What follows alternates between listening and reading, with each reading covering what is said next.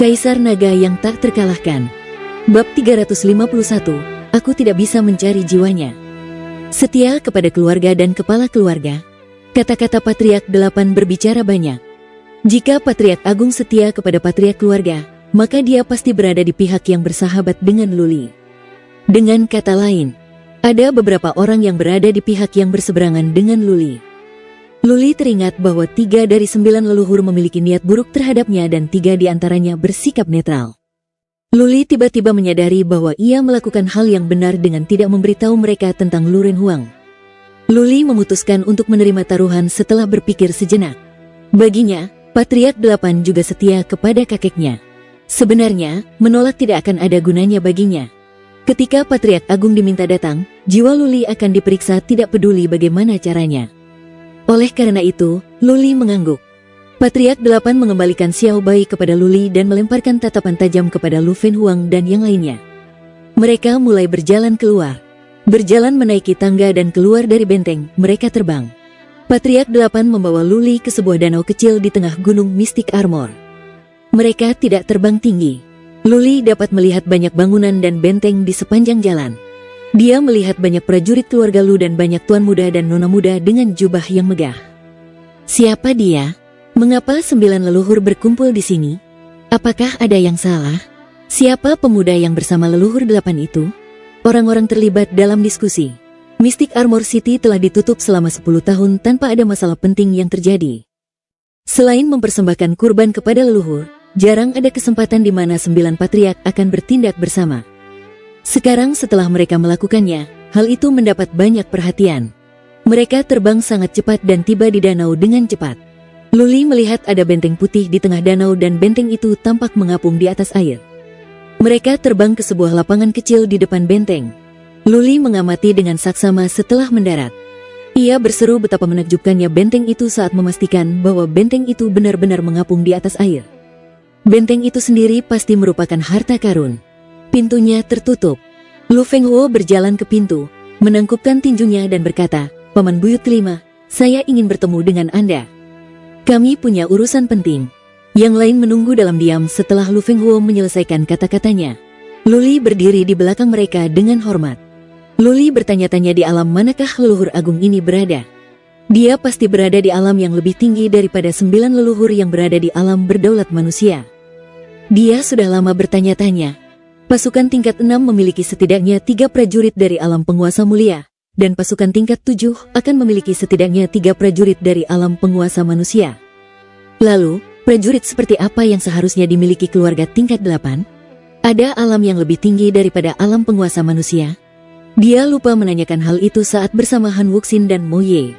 Sekarang, Luli tidak bisa bertanya jadi dia menunggu dengan tenang.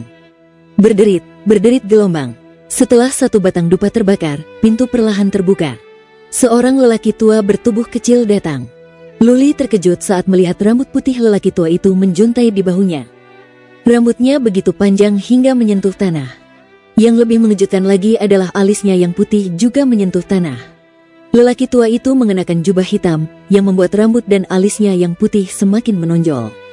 Penampilannya sungguh aneh, sangat mengesankan. Wajah lelaki itu berwarna kemerahan, seperti lelaki muda. Ia adalah lelaki yang sehat di usia tua.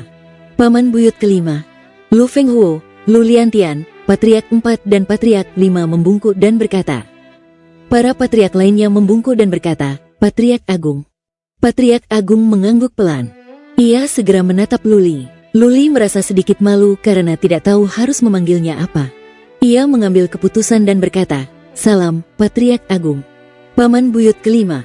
Lu Fenghuo menunjuk Luli dan hendak mengatakan sesuatu ketika Patriark Agung melambaikan tangannya.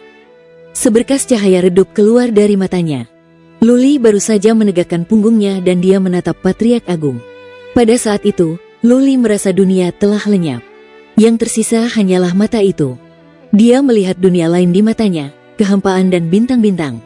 Luli tampak kehilangan jati dirinya. Ia dikejutkan oleh Patriark Agung.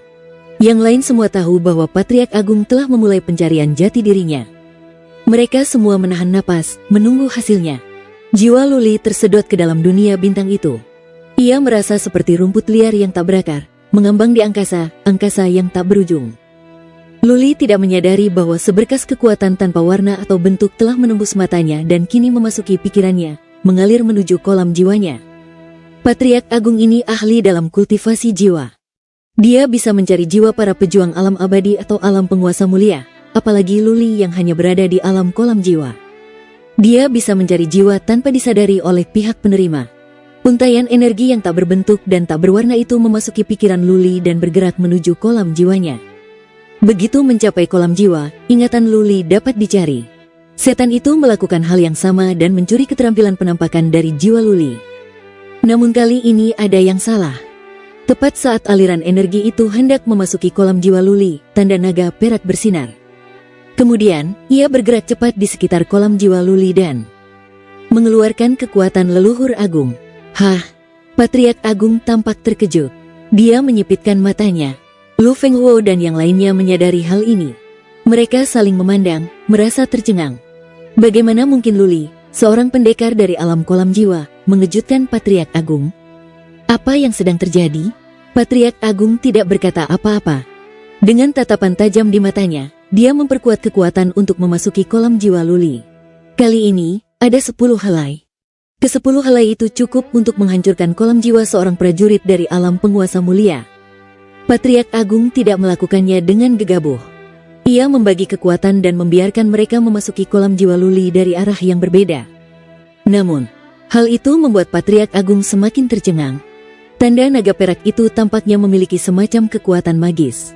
Setiap helai kekuatan yang dikirim oleh Patriark Agung dikeluarkan oleh tanda naga perak itu. Patriark Agung tampak marah. Ia memaksa 10 untai kekuatan ke dalam kolam jiwa Luli. Dengan suara ledakan di kolam jiwanya, Luli jatuh ke tanah dan pingsan. Yang membuat Patriark Agung terdiam adalah kekuatannya kembali terkuras. Dia berhenti, mendesah, dan berkata, "Aku tidak bisa mencari jiwanya. Ada sepotong harta karun di kolam jiwanya. Jika aku memaksakannya, jiwanya akan hancur." Semua orang terkejut. Prajurit kuat yang menduduki peringkat ke-13 dalam daftar Panglima Perang Central Plains dan ahli dalam kultivasi jiwa tidak dapat mencari jiwa seorang prajurit dari alam kolam jiwa. Konyol. Jika cerita ini tersebar, ketenaran Luli akan langsung meningkat di dataran tengah dan ia akan dikenal banyak orang. Apa yang ada di kolam jiwa Luli? Apa yang begitu kuat hingga mampu bertahan melawan pencarian leluhur agung? Lu Fenghuo dan Lu Liantian ingin sekali membelah kepala Luli dan melihat apa isinya. Patriark Agung berkata setelah beberapa saat, "Katakan padaku apa yang sedang terjadi." Patriark 8 menceritakan semuanya setelah berpikir sejenak, setiap detailnya. Patriark Agung melambaikan tangannya setelah mendengar cerita itu tanpa berpikir panjang dan berkata, "Tidak ada keraguan lagi. Dia pasti murid keluarga Lu karena dia bisa menyerap esensi darah di kolam darah dewa. Bawa dia turun dan biarkan dia beristirahat. Jiwanya sedikit terluka. Bawa dia kepadaku saat dia sudah pulih sepenuhnya." Patriark 8, Patriark 4, dan Patriark 5 saling memandang dengan gembira. Jika Patriark Agung berkata demikian, Luli pasti adalah putra Lu Renhuang. Bab 352, ambil kembali Luling. Luli dibawa kembali ke Paviliun Naga, tinggal di gedung yang sama dengan Ming Yu dan Yu Huaxian. Moye mengambil kamar terpisah.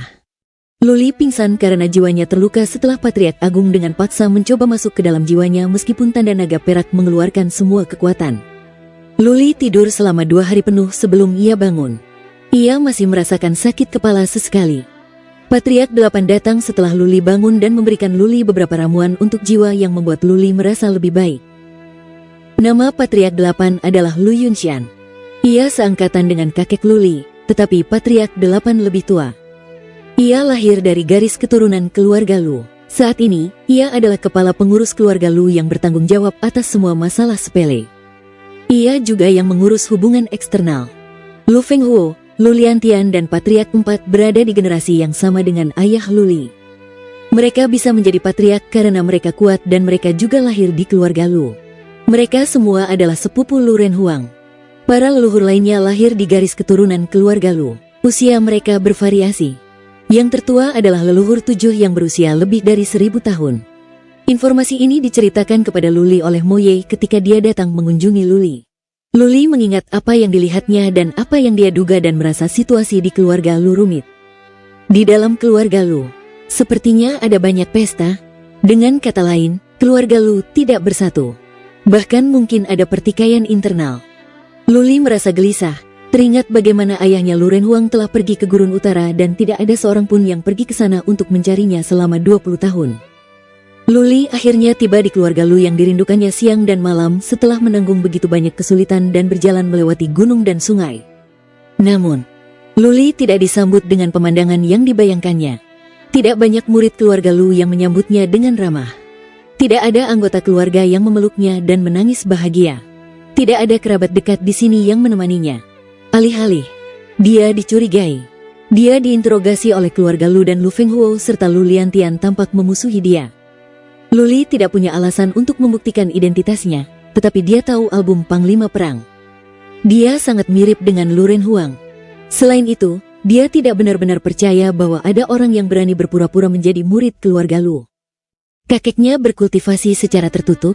Meski begitu, para leluhur harus memiliki wewenang untuk memberitahu kakeknya tentang hal-hal penting. Kalau tidak, bagaimana jika kota mistik Amor ditembus? Dalam kasus ini, apakah para leluhur masih akan mengatakan bahwa mereka tidak dapat memberitahu kakeknya dan akankah mereka hanya duduk di sana dan menyaksikan para pengikut keluarga Lu dibunuh? Luli adalah cucu dari kepala keluarga Lu, satu-satunya cucu. Lu Renhuang telah menghilang selama 20 tahun.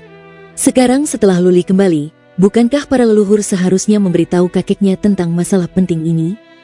Selain itu, dia sudah terbangun selama sehari sejak pingsan.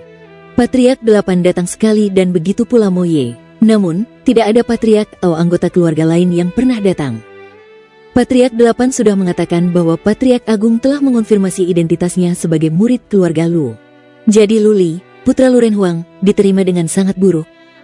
Lu Renhuang adalah patriark keluarga masa depan dan prajurit paling berbakat di dataran tengah dalam lebih dari 100.000 tahun. Semua hal aneh itu, semua pertanyaan itu, dan sikap para leluhur terhadapnya, semuanya membasahi gairah di hati Luli. Dia tidak memiliki banyak rasa ikatan terhadap keluarga Lu. Meski begitu, ada satu hal yang dia tahu pasti. Ini adalah keluarganya. Disinilah asal-usulnya. Banyak orang di sini memiliki darah yang sama di pembuluh darah mereka. Luli duduk di tempat tidurnya semalaman dan menghabiskan malam dengan berpikir. Ia tertidur saat fajar menyingsing. Menjelang sore, Patriark 8 kembali lagi. Kali ini, ada satu orang lagi, Lu Didian, Patriark 4. Mereka khawatir dengan cedera Luli. Luli berkata bahwa kondisinya membaik, tetapi butuh waktu untuk pulih sepenuhnya. Lu Dixian bertanya setelah mereka mengobrol sebentar, Luli, keluarga telah memastikan bahwa kamu adalah seorang murid, tetapi beberapa kepala keluarga masih belum percaya bahwa kamu adalah putra Lu Renhuang. Lagi pula, kamu tidak punya bukti apapun. Jadi, kami ingin tahu apakah kamu tahu di mana ayahmu berada. Jika ya, kami akan segera pergi dan mencarinya. Selama ayahmu kembali, semuanya akan beres. Luli telah menghabiskan banyak waktu untuk memikirkan masalah ini malam sebelumnya. Dia menggelengkan kepalanya tanpa berpikir dan menjawab, aku sudah mengatakan bahwa orang tuaku menghilang setelah aku lahir. Aku bahkan tidak melihat ayahku. Aku tidak punya informasi apapun tentangnya. Jika kau bisa mendapatkan adikku kembali, aku pikir kau akan tahu lebih banyak darinya dan dia memiliki token ayah kita. Adikmu, Lu Dixian mengerutkan kening dan bertanya, kamu bilang adikmu seharusnya berada di dataran Cian. Dia adikmu dan bukan sepupumu? Ya. Luli mengangguk dan berkata, adikku, ayah dan ibu yang sama. Dia ditangkap oleh Istana Dewi Dataran Biru. Dia adalah kelahiran Phoenix Api dan Istana Dewi membawanya pergi. Phoenix Api. Lu Dixian dan Patriark 8 Lu Yunshan saling memandang. Lu Dixian tampak marah. Dia mendengus dan berkata, beraninya Istana Dewi? Mereka berani mengambil murid keluarga Lu? Paman Yunshan, bagaimana kalau aku pergi ke sana sendiri dan menghancurkan Istana Dewi? Tidak. Patriark 8 Lu Yunshan menggelengkan kepalanya dan berkata, keluarga kami disegel berdasarkan perintah dan tidak seorang pun dapat pergi kecuali kami mendapat izin dari Patriark Agung. Jika Anda pergi, berarti Anda melanggar aturan kami. Patriark 8 memikirkannya dan berkata, kita punya Moye di sini. Istana Dewi tidak ada apa-apanya. Kita bisa meminta Moye untuk mengirim pesan ke Istana Singa Biru dan menyuruh mereka pergi ke sana. Jangan membuat masalah besar. Bawa saja adik perempuan Luli kembali. Kita akan membicarakan hal-hal lain di masa mendatang. Mata Luli berbinar. Istana Singa Biru adalah pasukan tingkat 7 dan mereka memiliki setidaknya 3 prajurit dari alam berdaulat manusia. Selain itu, ada Moye. Mereka pasti bisa membawa Luling kembali dengan mudah. Terlebih lagi, Moye akan mewakili keluarga Lu. Istana Dewi pasti akan membiarkan Luling pergi kecuali mereka sudah bosan hidup. Luli langsung berkata dengan gembira, bagaimana kalau aku ikut dengan mereka? Aku ingin menjemput adikku sendiri. Anda. Patriark 8 mengerutkan kening dan berkata, kau harus tinggal. Kau belum pulih. Kau telah menyerap begitu banyak saripati darah dan kau harus mengambil kesempatan dan berkultivasi. Jika tidak, saripati darah itu akan terbuang sia-sia. Kau berada di alam yang rendah. Kau tidak akan menawarkan bantuan apapun jika kau pergi. Kurasa kau tidak akan mampu bertahan dalam teleportasi jarak jauh. Baiklah. Pikiran untuk mengambil formasi teleportasi membuat Luli merasa pusing. Terlebih lagi, jika dia ikut, itu akan memakan waktu lebih lama. Luka di jiwanya tidak dapat disembuhkan hanya dalam 1 atau 2 hari. Esensi darah.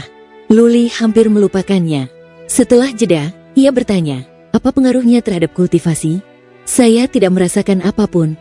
Esensi darah ada di setiap tempat di dalam tubuh Anda. Anda akan merasakannya saat Anda berkultivasi. Ini akan bermanfaat bagi pengembangan jiwa dan tubuh Anda serta energi Suan. Patriark 8 menjelaskan dan kemudian melanjutkan, nanti, aku akan meminta seseorang untuk mengantarkan buku tentang kultivasi jiwa. Kamu cukup beristirahat dan berkultivasi. Kita akan bicara lebih lanjut setelah kamu pulih sepenuhnya dan telah menghabiskan semua saripati darah. Lu Dixian menambahkan, benar sekali. Luli, tenang saja. Kami akan mengatur untuk membawa adikmu kembali secepat mungkin. Para prajurit dari Dataran Biru pasti akan mengizinkan kami untuk membawa murid-murid kami kembali. Oh, siapa nama adikmu? Apakah kau punya potretnya? Luli menceritakan tentang Luling kepada mereka. Lu Dixian kemudian memanggil seorang pelukis dan menyuruhnya melukis potret Luling sesuai dengan deskripsi Luli. Luli berkata bahwa Moye membantunya memberikan 2 miliar kristal Suan kepada Han Wuxin. Luli juga memberitahu mereka tentang bagaimana keluarga Han membantunya dan bagaimana keluarga Song mencoba membunuhnya. Lu Dixian pergi menemui Moye untuk membuat pengaturan setelahnya. Patriark 8 tetap tinggal dan memberitahu Luli untuk fokus pada kultivasinya dan tidak perlu khawatir tentang apapun. Melihat Patriark 8 hendak pergi, Luli mengambil keputusan dan bertanya, Patriark 8, apakah kakekku benar-benar berkultivasi secara tertutup? Patriark 8 berhenti sejenak dan berkata dengan suara yang dalam, Luli, kamu tidak perlu khawatir tentang ini. Kita akan berbicara lebih lanjut ketika kita mendapatkan adikmu kembali dan menemukan ayahmu. Kalau begitu, bolehkah aku bertemu bibiku? Luli menanyakan satu pertanyaan terakhir. Patriark 8 menundukkan pandangannya. Ia memikirkannya sejenak lalu berkata, tentu, kami akan mengirim pesan sekarang. Besok, bibimu akan datang menemuimu. Bab 353, Bibi. Luli kembali bersemangat. Bibinya seharusnya adalah salah satu kerabat terdekatnya di keluarga Lu, seseorang yang seharusnya bisa dia percaya. Dia telah bertemu beberapa leluhur yang seangkatan dengan kakeknya, atau kakek buyutnya, dan dia bertemu beberapa sepupu ayahnya yang lebih muda. Patriark 8 telah mengatakan bahwa Patriark Agung setia kepada kakek Luli, tetapi Luli masih belum bisa tenang. Dia masih belum mengatakan bahwa ayahnya ada di jurang es.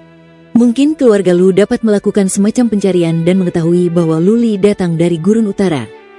Mungkin keluarga Lu dapat mengirim seseorang ke Gurun Utara untuk mendapatkan informasi lebih lanjut.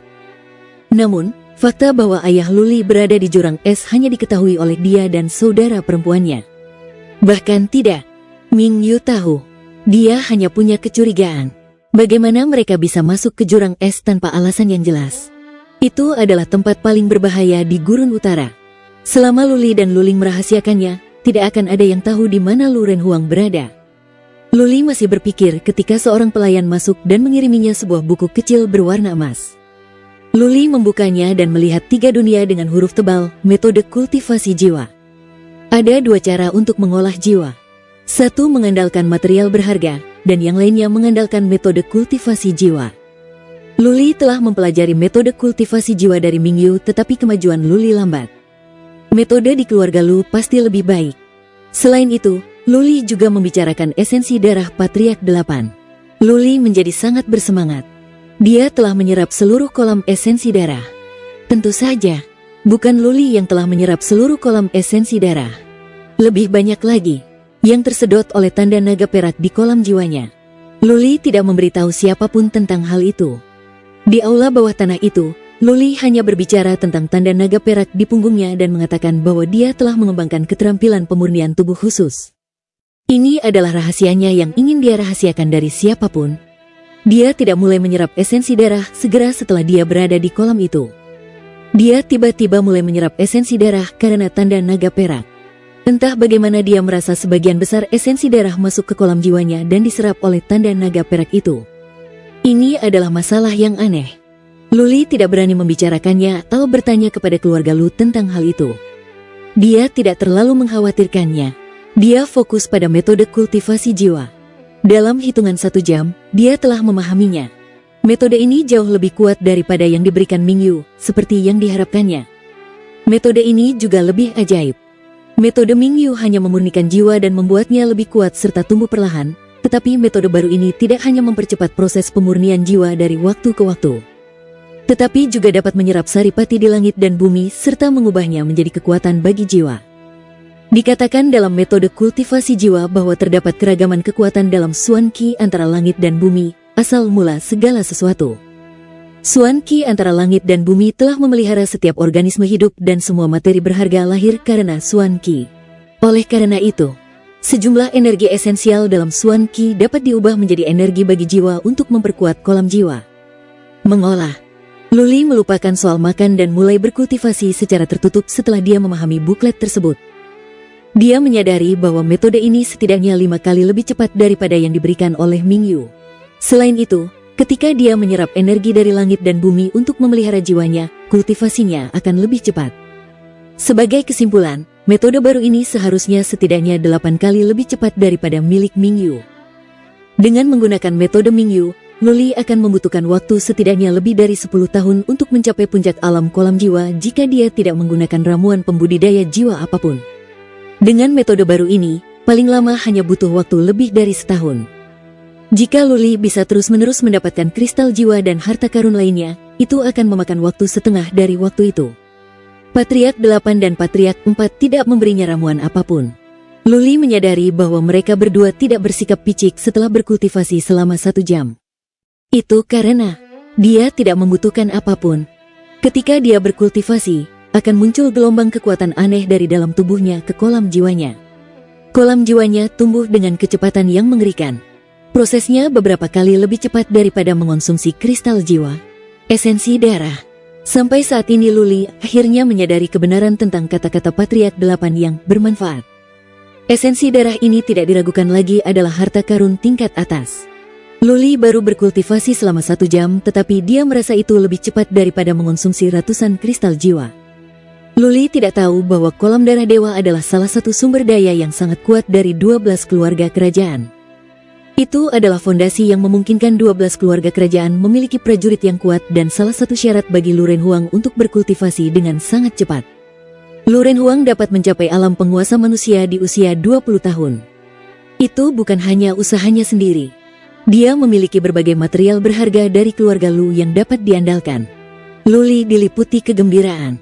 Ia telah melupakan segalanya dan hanya fokus pada kultivasi kolam jiwanya. Jika tidak ada yang mengganggunya, ia akan tetap berkultivasi secara tertutup selama 10 hari atau bahkan sebulan hingga tubuhnya tidak sanggup lagi. Ia berkultivasi hingga keesokan paginya. Luli terbangun dari kultivasinya pada siang hari. Mingyu masuk dan berkata, "Tuan muda, Nona Feixue ada di sini." Luli membuka matanya lalu menutupnya. Ia berseru pada dirinya sendiri setelah memeriksa kolam jiwanya. Esensi darahnya benar-benar baik untuknya. Kolam jiwanya 2 kali lebih besar dari keadaan aslinya. Ia seharusnya berada di tahap tengah alam kolam jiwa sekarang. Sebelumnya, ia telah menghabiskan banyak kristal jiwa, tetapi kali ini, ia hanya berkultivasi selama setengah hari dan 1 malam. Luli sangat bersemangat. Jika ia dapat terus berkultivasi seperti ini, ia akan mencapai puncak alam kolam jiwa dalam waktu kurang dari sebulan. "Bibiku ada di sini." Luli menoleh ke arah Mingyu yang mengangguk. Luli berdiri, merapikan pakaiannya, dan berjalan keluar. Di aula luar, Yu Huashen sedang berjaga. Ada seorang wanita cantik berdiri di tengah aula bersama seorang pembantu. Wanita itu memiliki tubuh yang indah dan wajah yang rupawan. Dia memegang lengan bajunya sendiri, melihat sekeliling dengan penuh semangat dan kegelisahan di matanya. Begitu Luli keluar, wanita itu melihatnya. Ketika dia melihat wajahnya, dia gemetar. Air mata memenuhi matanya. Bibirnya gemetar. Dia tampak sangat gembira. Lu Feixue seharusnya berusia sekitar pertengahan 30-an, tetapi dia tampak baru berusia 20-an. Dia lembut dan baik hati. Air mata di matanya membuatnya lebih menarik. Luli juga bersemangat. Namun, dia berhenti sejenak. Dia menatap wanita itu. Tatapan itu seakan membekukan waktu. Luli menjadi semakin emosional. Setelah lebih dari 10 kali tarikan napas, Luli menarik napas dalam-dalam dan berjalan selangkah demi selangkah. Tetes, tetes. Lu Feixue tidak dapat menahan air matanya lagi. Air matanya menetes dari dagunya yang halus ke tanah, membuat suara yang jelas. Dia mencoba berbicara. Bibirnya bergetar. Akhirnya, dia berkata dengan suara gemetar, Kau benar-benar putra kakak laki-lakiku. Air mata memenuhi mata Luli. Dia berjalan cepat ke arah Lu Feixue, berlutut dan membungkuk, Saya Luli, bibi. Bangun, cepat bangun. Lu Feixue membungkuk dan memegang tangan Luli. Ia tak kuasa menahan tangis. Melihat Luli tak kunjung bangun dan masih bersujud padanya, ia pun ikut berlutut. Ia memeluk Luli dan mengoceh, Anakku, jangan bersujud lagi. Aku tak berguna. Kau telah menderita. Jangan takut. Tak seorang pun dapat menyakitimu saat aku di sini. Air mata Lu Feixue menetes di wajah Luli dan membasahi pakaian serta rambutnya, membuat hatinya meleleh. Luli hampir menangis sejadi-jadinya. Untuk pertama kalinya, dia merasakan kehangatan keluarga dan kerabat. Dia merasakan kasih sayang di antara anggota keluarga. Bab 354, Aku akan membunuh mereka semua. Lu Feixue tidak begitu kuat. Dia hanya berada di puncak alam abadi yang mengejutkan Luli. Bagaimanapun, keluarga Lu kaya dan berlimpah sumber daya. Sebagai putri dari kepala keluarga, Lu Feixue seharusnya dapat mencapai alam bangsawan meskipun dia tidak terlalu berbakat. Lu Feixue sangat baik kepada Luli. Tidak ada yang palsu dalam perasaan tulusnya kepadanya. Dia memperlakukan Luli seolah-olah dia adalah putranya yang hilang. Luli tumbuh tanpa ayah atau ibu. Dia tidak pernah menikmati kasih sayang orang tua, jadi kebaikan hati Lu Feixue menyentuhnya. Lu Feixue menenangkan dirinya setelah satu batang dupa terbakar. Dia membawa Luli ke bangku panjang, membelai wajahnya, memaksakan senyum dan berkata, Kamu adalah putra kakak laki-lakiku. Kalian sangat mirip. Luli tidak melakukan apapun. Dia hanya tersenyum pada Lu Feixue. Lu Feixue tersadar dan bertanya dengan gugup, Namamu Luli? Di mana ayahmu? Kenapa dia tidak ada di sini bersamamu? Ayahku. Luli hampir saja menceritakan tentang Lu Renhuang kepadanya, tetapi setelah dipikir-pikir lagi, dia memutuskan untuk tidak menceritakannya. Alam Lu Feixue rendah dan dia sudah menikah. Dia tampak seperti wanita yang lemah dan rapuh. Mungkin tidak ada gunanya menceritakannya. Dia memutuskan untuk mencari informasi lebih lanjut terlebih dahulu. Dia berkata, Saya tidak tahu di mana ayah saya. Setelah saya lahir, orang tua saya menghilang. Saya tumbuh bersama saudara perempuan saya.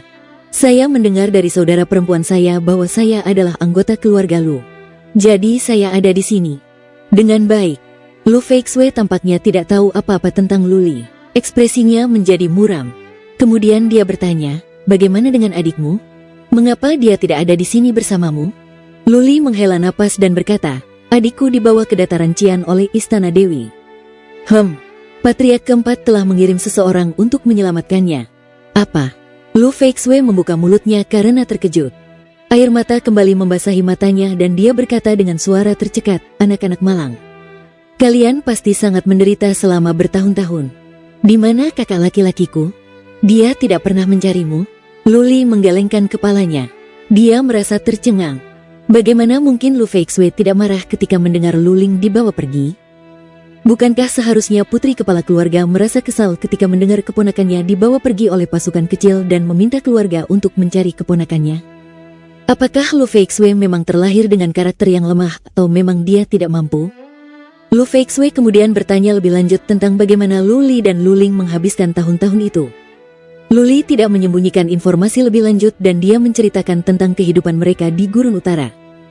Mudah untuk mengetahui bahwa dia berasal dari Gurun Utara sehingga menyembunyikan informasi tersebut tidak perlu.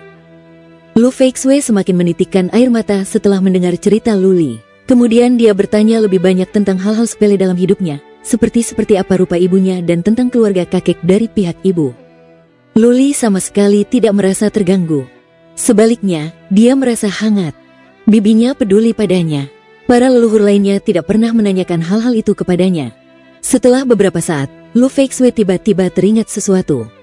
Dia mengambil pedang panjang berwarna merah dari cincin interspatialnya dan menyerahkannya kepada Luli, sambil berkata, "Luli, aku tidak punya sesuatu yang mewah untuk diberikan kepadamu. Senjata ini adalah artefak Xuan kelas suci. Ini akan menjadi hadiahku kepadamu. Aku harap kamu tidak akan menolakku." Luli menolak. Artefak Xuan kelas suci itu langka. Selain itu, dia tidak suka menggunakan pedang. Terlebih lagi, pedang merah ini lebih cocok untuk para gadis. Apa? Lu Feixue berpura-pura marah melihat Luli menolak dan berkata, "Menurutmu ini tidak cukup baik? Kamu meremehkan bibimu?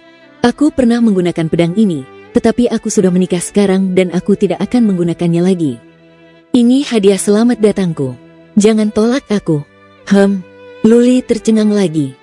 Lu Feixue, putri dari kepala keluarga dan sekarang istri dari Tuan Muda Istana Dewa, pasukan tingkat 7, mengirim artefak Xuan bekas kepada keponakannya sendiri sebagai hadiah. Artefak Xuan tingkat suci langka dan dapat dijual dengan harga sekitar 4 atau 5 miliar kristal Xuan. Meski begitu, bagi keluarga Lu, mereka memiliki lebih banyak kristal Xuan daripada itu. Luli telah meminjam 20 miliar kristal Xuan dari Moye yang bahkan tidak memikirkannya. Moye hanyalah penguasa pasukan tingkat 6 Istana Aries. Oleh karena itu, Lu Feixue seharusnya memiliki beberapa artefak Xuan kelas suci. Mengapa dia mengirimkan artefak Xuan bekas sebagai hadiah? Ini tidak biasa. Luli menatap Lu Feixue dengan ragu. Namun, betapa terkejutnya dia melihat tanda merah di leher Lu Feixue. Luli tiba-tiba berdiri dan menatap lehernya. Lu Feixue merasakan apa yang sedang dilakukannya dan menutupinya dengan rambutnya. Dia berkata dengan gugup, "Luli, apa yang kamu lihat?"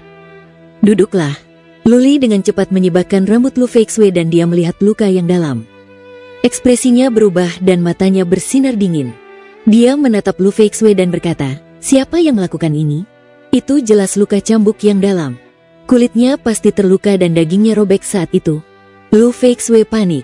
Dia mengalihkan pandangannya, terlalu takut untuk menatap Luli dan mengoceh, "Tidak apa-apa, aku tidak sengaja melukai diriku sendiri." "Luli, jaga sikapmu." Wus gelombang. Luli melihat Lu Feixue menggerakkan tangannya secara naluriah. Dia mengulurkan tangan dan meraih tangannya, lalu menggulung lengan bajunya.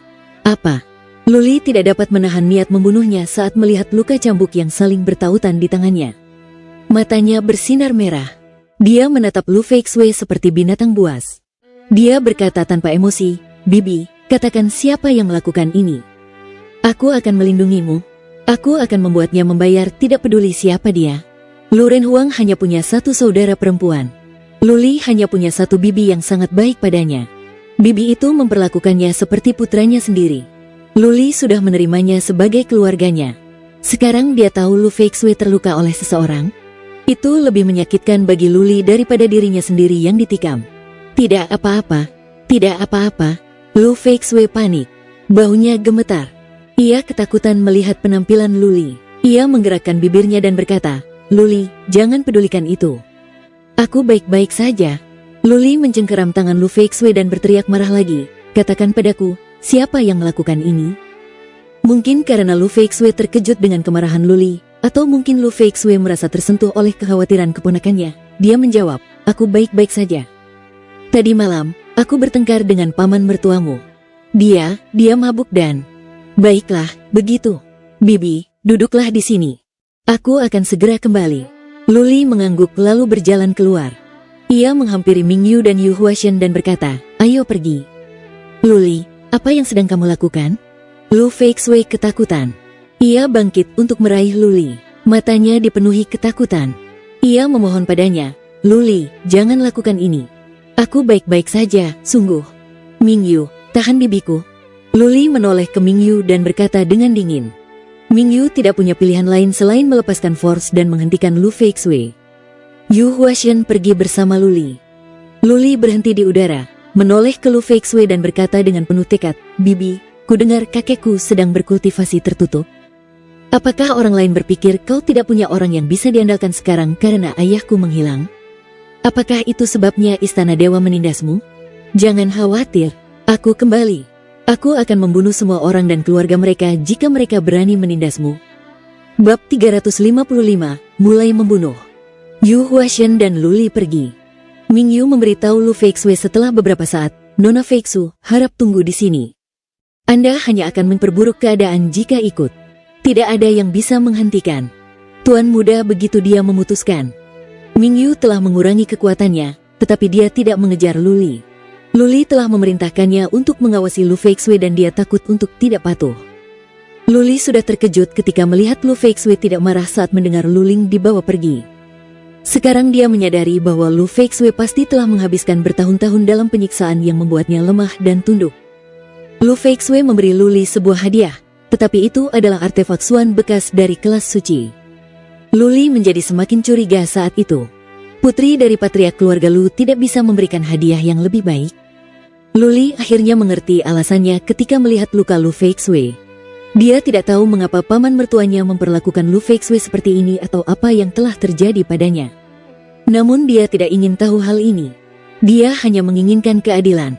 Lu Feixue adalah bibi Luli. Kakeknya tidak melakukan apapun, dan ayahnya sedang pergi. Sebagai satu-satunya kerabat dekat Lu Feixue, Luli harus melakukan ini untuknya. Berhenti. Luli terkejut mendengar teriakan saat dia sedang berpikir. Kemudian, sekelompok pengawal terbang. Mereka semua berada di alam abadi. Salah satu dari mereka berteriak, ada peraturan di Gunung Mystic Armor. Hanya para leluhur yang bisa terbang. Turunlah ke sana. Enyah. Luli diliputi amarah. Para pengawal yang tidak penting itu berani membuat masalah untuknya. Luli berteriak dan suaranya seperti guntur, mengguncang orang-orang di benteng di tanah. Para pengawal itu tidak tersesat. Sebaliknya, mereka menyebar seperti kipas dan menghentikan Yu Huashen dan Luli. Luli berteriak dengan marah, Yu Huashen, sekarang. Mengingat Yu Huashen adalah budak Luli, dia tidak bisa tidak mematuhi perintah Luli. Yu Huashen mempercepat langkahnya dan mengeluarkan pedang besar yang memancarkan sinar cahaya. Prajurit alam mulia dapat mengalahkan semua prajurit alam abadi. Tak satu pun dari 7 atau 8 pengawal itu mampu menghindar begitu Yu Huashen mempercepat langkahnya. Mereka semua hancur berkeping-keping. Baju zirah emas mereka meledak dan banyak yang menyemburkan darah. Wah, gelombang. Orang-orang di lapangan tercengang. Ada seseorang yang berani melawan di Mystic Armor Mountain. Ini adalah markas keluarga Lu. Keluarga Lu sangat menekankan aturan keluarga. Siapapun yang berani membuat keributan di Mystic Armor Region akan menghadapi konsekuensi yang serius. Bukankah pemuda itu dibawa ke sini oleh para leluhur tempo hari? Ya, aku mendengar bahwa dia adalah putra dari calon patriark keluarga. Omong kosong. Sudah pasti dia adalah murid keluarga Lu. Tidak ada yang mengatakan dia adalah putra dari calon kepala keluarga. Tidak peduli siapapun orangnya, dia akan dihukum karena bertindak gegabah di Mystic Armor Mountain dan menentang peraturan keluarga kita. Yu Huashen mengerutkan kening mendengar kata-kata itu. Luli, di sisi lain, tidak mempermasalahkannya sedikit pun. Bagaimana mungkin keluarga Lu tidak melakukan apapun saat Lu Feixue sangat menderita? Luli juga membenci keluarga Lu sekarang. Dia ingin mencari keadilan di aula leluhur dan dia akan membunuh para pengawal itu, apalagi menghancurkan mereka, jika perlu. Wus, wus gelombang. Lebih banyak pengawal datang. Luli sangat marah. Dia menatap para pengawal itu dengan dingin dan berkata, jika kalian tidak ingin mati, beri jalan. Jika tidak, jangan salahkan kami karena telah menyakiti kalian. Yu Huashen, hancurkan siapapun yang menghalangi jalanku. Aku tidak peduli apakah mereka hidup atau mati. Yu Huashen harus melaksanakan perintah Luli. Yu Huashen terbang dengan kecepatan penuh. Sementara itu, ia melepaskan bloodline skill miliknya. Api berkilauan yang menari-nari menghancurkan para prajurit itu. Istana naga tidak jauh dari aula leluhur. Kecepatan Yu Huashen cukup cepat. Dia dan Luli hampir tiba di aula leluhur dalam waktu lebih dari 10 napas. Ada lebih dari selusin prajurit yang dihancurkan oleh Yu Huashen sekarang. Berhenti. Terdengar teriakan marah dari aula leluhur. Leluhur 8 terbang keluar, memancarkan ki dan energi yang mengerikan. Yu Huashen ingin menghancurkan pengawal lainnya, tetapi dia berhenti saat melihat leluhur 8. Patriark 8 selalu terlihat baik-baik saja, tetapi wajahnya berubah saat melihat kejadian ini. Dia menatap Luli dan berkata, Luli, apa yang kau lakukan? Beraninya kau berbuat jahat di Gunung Mystic Armor? Mereka adalah anggota keluargamu. Kau berani menyakiti mereka? Hahaha. Luli mengangkat kepalanya dan tertawa terbahak-bahak dengan nada mengejek. Dia tertawa dingin dan berkata, Patriark ke-8, kau tidak mengenalku. Aku sudah menunjukkan rasa hormat dengan tidak membunuh mereka. Jika kau tidak memberiku jawaban yang memuaskan hari ini, kurasa seseorang akan mati hari ini. Seseorang akan mati? Ini serius. Orang-orang di lapangan terlibat dalam diskusi panas. Semakin banyak orang keluar dari gedung dan rumah mereka. Banyak orang menunjuk dan berbicara, bertanya tentang apa yang sedang terjadi. Patriark 8 melihat dinginnya mata Luli dan melirik ke arah penonton. Patriark 8 berkata dengan ekspresi muram, pergilah ke aula leluhur. Apa yang kalian teriak-teriak di sini? Kalian semua, pergi. Patriark 8 terbang kembali ke aula leluhur terlebih dahulu. Banyak orang lain yang terkejut. Luli telah menghajar beberapa pengawal dan berbicara dengan cara yang buruk. Bagaimana mungkin Patriark 8 tidak menjadi gila? Ayo kita pergi ke aula leluhur. Luli melambaikan tangannya. Yu Huashen membawanya dan terbang ke halaman aula leluhur. Banyak orang mulai mengerumuni aula leluhur, mencoba menggunakan kekuatan psikis mereka untuk melihat apa yang sedang terjadi. Tidak ada satupun murid keluarga Lu yang bisa keluar karena kota Mystic Armor ditutup.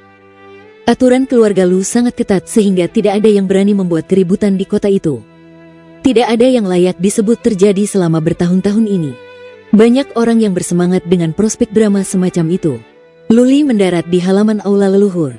Ia menatap leluhur 8 dan leluhur 4 dan berkata, para leluhur, silakan pergi bersamaku ke Istana Dewa. Ketika semuanya tenang, aku akan berada di sini dan mengakui kesalahanku sendiri serta meminta hukuman. Patriark 8 dan Patriark 4 sama-sama tidak senang. Mereka mengerutkan kening mendengar kata-kata Luli. Patriark 4 menunjuk seorang pemuda dan berkata, mengapa kamu ingin pergi ke Istana Dewa? Ini adalah Tuan Muda Istana Dewa dan paman mertuamu. Jika kamu memiliki sesuatu untuk dikatakan, bicarakan saja dengannya. Luli terkejut. Kemudian dia memaksakan senyum di wajahnya. Dia menatap pemuda itu dan bertanya dengan suara dingin, kamu adalah Tuan Muda Istana Dewa? Kamu adalah suami Bibi Feixueku? Pemuda itu menatap Luli dengan cemberut, tetapi dia segera menyadari siapa Luli. Dia tersenyum sopan dan berkata, saya Qi Wenze, suami Lu Feixue. Anda keponakan saya, Luli? Tidak, aku bukan keponakanmu. Luli menggelengkan kepalanya lalu berteriak, Yu Huashen, lindungi aku. Yu Huashen terkejut dan terdiam sejenak. Patriark 8 dan Patriark 4 terkejut dan tidak tahu apa maksud Luli. Yu Huashen segera tersadar. Ia melepaskan manik kehidupan dan keterampilan garis keturunannya sekaligus. Naga api menari-nari di halaman. Wus, wus gelombang. Tanda naga perak di punggung Luli melotot. Dia membuat klon dirinya sendiri, 1, 2, dan 4. Pada akhirnya, ada lebih dari 10 klon dirinya. Dia bergegas ke Qi Wenze. Qi Wenze, Patriark 4 dan Patriark 8 awalnya teralihkan oleh Yu Huashen. Mereka tidak menyangka Luli akan punya nyali untuk bergerak. Luli hanya berjarak puluhan kaki dari Qi Wenze. Sebelum yang lain menyadari apa yang terjadi, Luli telah sampai di Qi Wenze. Robek gelombang. Luli mengulurkan tangan yang selama ini disembunyikannya di balik lengan bajunya. Itu bukanlah tangan. Itu adalah cakar perak yang dapat mencabik apapun dan itu sangat mencolok. Lebih dari 10 Luli menyerbu ke arah Qi Wenze dari segala arah. Lebih dari 10 cakar binatang perak mencengkeram Qi Wenze. Suara keras itu membuat cakar-cakar itu bergema di area dengan radius hampir 1 mil. Itu mengguncang tubuh dan jiwa Qi Wenze, Patriark 4, Patriark 8, dan semua yang lain yang sedang menyelidiki di luar. Luli mulai membunuh. Segera. Bersambung.